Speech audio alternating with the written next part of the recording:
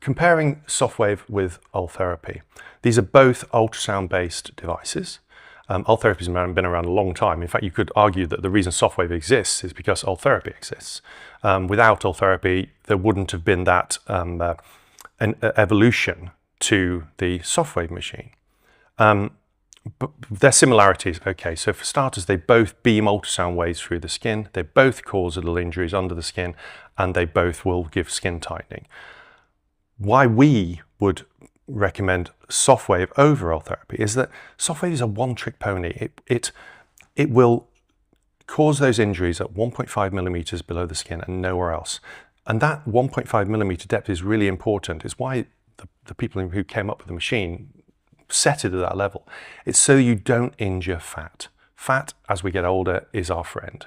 It's what gives our skin, it's the structure over which the skin is draped. So if you destroy it or lose it for whatever reason, there's less to drape over. So immediately you're losing volume and you're looking more lax.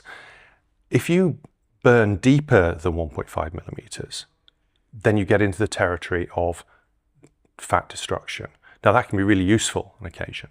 So for example, under the chin, if you've got a double chin with a big fat pad, you might want to destroy some of that fat. But generally speaking, if you're looking for skin tightening, you want to tighten the skin and preserve the fat. Sofwave will do that. Ultherapy has got so much more versatility built into it that it's not idiot proof. You could end up in a situation where that fat gets destroyed. And you just don't have that situation with Sofwave. Also, Ultherapy is a handpiece for Ultherapy has one transducer in it.